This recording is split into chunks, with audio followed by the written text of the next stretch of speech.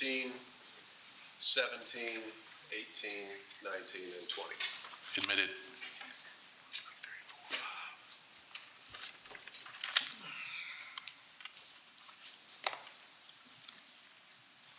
I'll show you on the Elmo, I want to show you defendant 16, okay?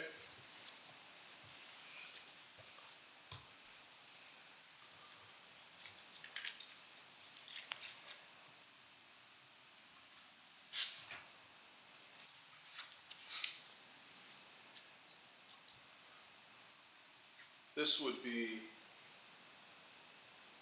the right-hand side here. Sorry, the left hand of the picture is Miss Miracle's right forearm. Right? Yes. In other words, she's like this. She's got her right arm on the right. She's got her left arm on the left. That is correct. And we can see what I'm going to call a reddish, dark red mark on that upper right arm, correct? Yes. And looking at defendant's 18, looks awful like 16, doesn't it? Looking at defendant's 17, we can see that same upper arm mark, slightly different angle, right? Yes.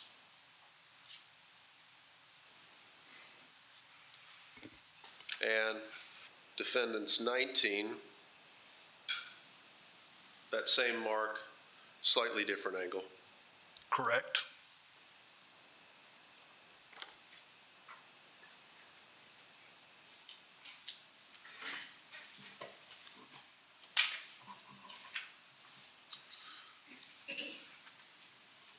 Show you what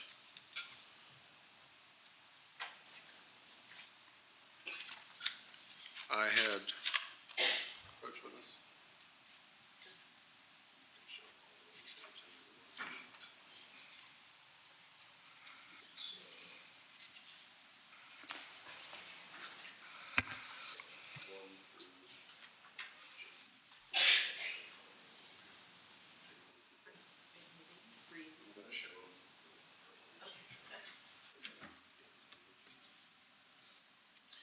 First witness. I'm going to show you what had been previously marked as JD1, JD2, Yes. JD3, Yes. and JD4. Yes. You've shown me those before. And I showed you these before in this courtroom when you testified. Yes. Yes. And I asked you if those fairly and accurately represented how Ms. Mericle appeared on March the 8th, and you said yes. Under the limited information with a few photographs I've had, I was able to look at photographs from other angles, and I do think I misspoke on a photograph or two. Say that last part again. You think you... I was ill-informed and I made a mistake and I misspoke. I don't think that there was some of the photographs that I took that don't depict some of the bruising further up the arm. Okay. What you mean is you testified previously that these certain photographs did depict how Ms. Mericle appeared on March 8th, but subsequent to that, you don't believe that they do. No, you showed me a few photographs and it didn't sit well with me. I felt on the spot. And then I went back and looked at the totality, which is why I'm asking for the totality of the photographs I took so we can talk about that. Do you disagree that you previously testified that JD1, JD2, JD3, and JD4 did fairly and accurately represent how Ms. Mericle appeared on March the 8th? I do agree that I did say that and I was hesitant at that point and I do regret that. You regret it now? Yes. I'm going to tender defendants JD1, JD2, JD3, and JD4. And Judge, may we approach? Hold on. For what purpose?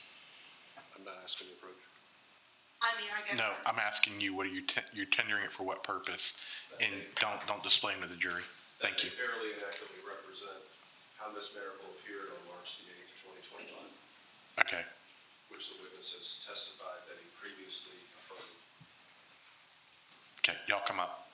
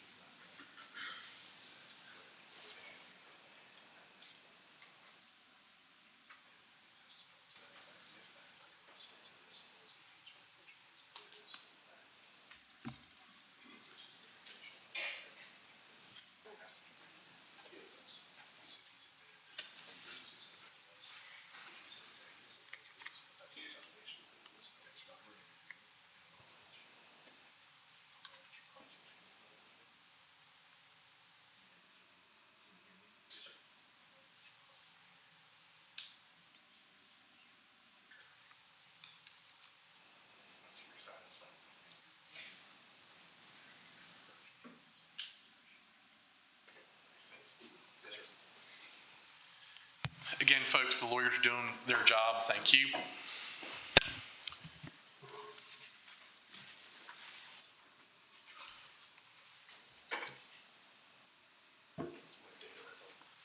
On February the 18th of 2026, you appeared in this courtroom as a witness. Yes. You were under oath. Yes. You took the same oath that you have taken today, Yes. and that is to tell the truth and the whole truth. Yes. And Yes, that's what I tend to do, and that's why I'm saying what I'm saying. And you were presented with JD1, JD2, JD3, and JD4, correct? If those are the numbers, I don't recall. Yes. That's a yes. Yes. And you examined those photographs? Briefly looked at them, yes. Sure. I said, would you take a look at these? I'm going to show you some pictures, okay? Yes. And then I said, defendants 1, defendants 2, defendants 3, defendants 4, defendants 7, defendant 6, right? Yes. And I asked you if these photographs accurately and fairly depicted how Ms. Mericle appeared on March the 8th, 2025, when you interviewed her at the Law Enforcement Center. I was very hesitant, and I didn't have all the photographs that I took to be able to make a comparison. They weren't the same angles. But that wasn't my question. What I said to you was, quote, "Just to be clear, defendants 1 through 7, that shows how Mr. Mericle appeared. They may have been taken by you or somebody else, but the point is, this is the way she appeared on March the 8th, 2025, when you interviewed her at the Law Enforcement Center." And then there was objection, and yes, I shouldn't have answered that question, but I guess I felt on the spot, and I thought there are consistencies between the photos, but that is not how she looked when I interviewed her. That's not my question. My question was, when I said to you, the point is, this is the way she appeared on March 8th, 2025, when you interviewed her at the Law Enforcement Center, your reply, sir, was yes. Just to be clear, are we talking about the photos that are up now or the other photos The photos including Yes, okay. JD1, JD2, JD3, and JD4. Like I said, Without displaying to the jury, please hand them to the witness. Yes, Just hand them to the witness. These are the photos, yes, right? yes. And I said, do these depict how she appeared? And you answered yes. So I was looking at the bruising on 2 of the spots. This one threw me off because you gave me limited photographs to compare to, but the JD2 and 1 really confused me, so I did further research. Yes, the bruising is far more advanced than it was on the 3 and 4 than it was at my time, but my problem is JD1 and 2. Was my question, do these relate? Do they actually show how she looked on March 8th? And was your answer yes? Unfortunately, at the time, yes. And today, you're saying your answer to that exact same question under oath is no. I was not prepared for that. This is the first time I've seen the photos.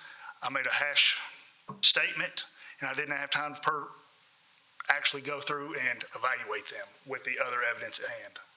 It's nice to have all the information before you get asked questions, isn't it? It would be yes. It absolutely would be. If you don't have all the information, you can make a mistake. Yes.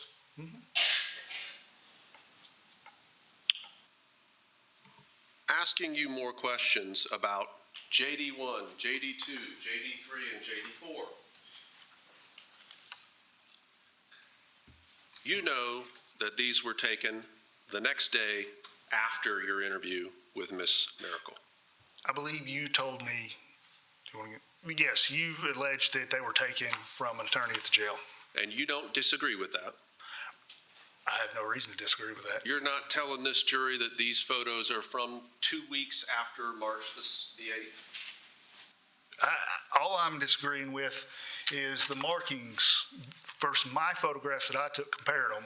Only thing I'm disagreeing is the location between my photographs and JD1 and JD2.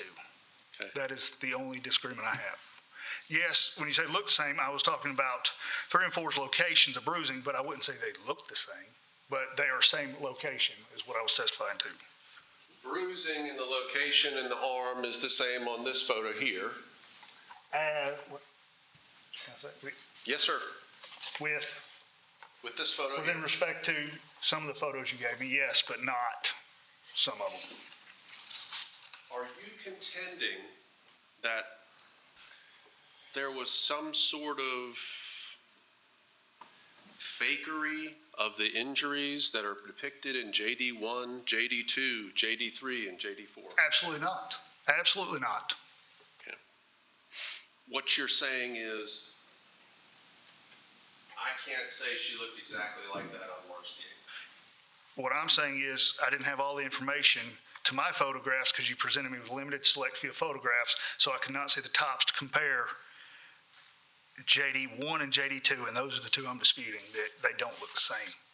Well, they don't, the bruising coloration is different, but I'm not arguing 3 and 4's locations. I'm not arguing that at all. Are you arguing any of the locations on JD1, JD2, JD3? I'm just saying on my photographs, the ones that I took at the time of the interview, I did not see bruising where JD1 and JD2's locations are, and that's... How are you purporting that those injuries got to JD1 and JD2 that you don't see? Well, bruising pattern does take time to take effect. And I'm not saying they weren't there. I'm just saying that they're not the same as the photographs I took, is what you said. You would agree with me that the injuries to Miss Miracle's arms, or forearms specifically, left and right, those are significant looking bruises. They're very bruised looking, yes. Now, significance is a relative term, but yes, they are bruised. Fair enough. You would agree with me that something or someone certainly caused the injuries to Miss Miracle's left and right forearms. Something would have bruised them, reaching through the door. There's several things that could have done it.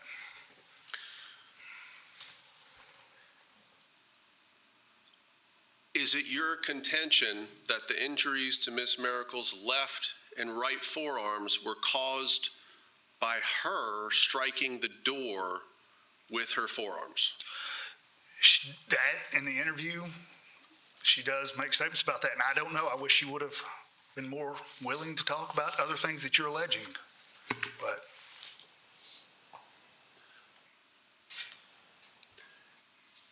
well, we know from the text messages between Miss Mericle and Mr. Barron that Miss Mericle arrived on Thursday, March the 6th, and that this event was early morning hours of March the 8th, right?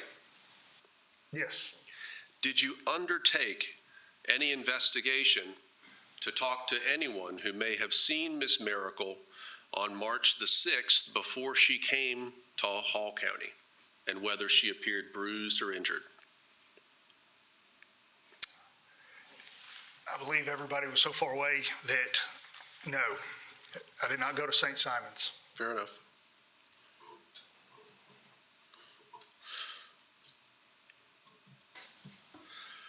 Do you contend that any of the bruises or injuries to Miss Miracle's forearms were caused by something that occurred prior to March the 6th of 2025? In the interview, I did ask if they were older. Do you contend today whether those injuries were from something that occurred prior to March the 6th of 2025 when she came to Gainesville? No, In other words, it is not your theory that these came from some other place than 4238 Bay Ridge Drive in Hall County on either March the 6th, March the 7th, or the early morning hours of March the 8th. I'm not saying that happened any other place. I'm just saying that the progression is different between the groups of photos, and that's what I was wanting to clarify in the location on two of the photos compared to the others.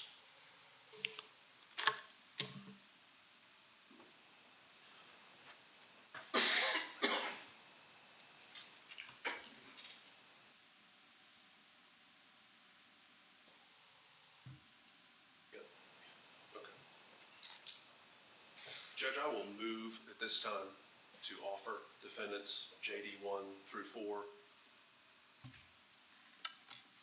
For what purpose? For offering it as evidence of how Miss Mericle appeared on March the 8th of 2025. And the foundation for that would be the statements of the witness admitting that he previously testified under oath that they were in fact representative and fairly and accurately represented Miss Mericle on March 8th, 2025. I know he's saying something different today, but of course it would be admissible as substantive evidence as impeachment, and we'd ask the court. Well, there's two different steps then. So as not commenting on the evidence and not commenting on testimony, you've not laid the prototypical foundation for those photos. So that's prior objection is sustained. As far as impeachment issues, then I'll hear from you on that. Again, making no comment one way or the other. The witness has testified, he previously testified under oath that they did. In other words, that they were fairly and accurately represented Miss Mericle on March 8th, 2025. That is impeachment. It's a prior and consistent statement. It's admissible as substantive evidence. It's admissible as foundational evidence as well. In fact, it's not even a weighing situation respectfully. It's just, has the statement been made in an admissible fashion, and it has. So it goes to weight, that's what cross-examination's for, or direct. So Judge, there's no need for any sort of extrinsic evidence. The witness has not denied his prior statement. These photographs are not a prior inconsistent statement. They're photographs. They're not a statement. He's already questioned, cross-examined the witness about his previous statement. The witness has admitted to the prior statement and is explaining why that statement was made and why his answer might be different today. So there's no reason to put in photographs to prove a prior inconsistent statement that the witness has already admitted to. So again, there's been no foundation laid for these photographs, and I would object to them being admitted for any reason. Defense has the last word. Stand on our previous argument, Judge, we asked you to note. All right.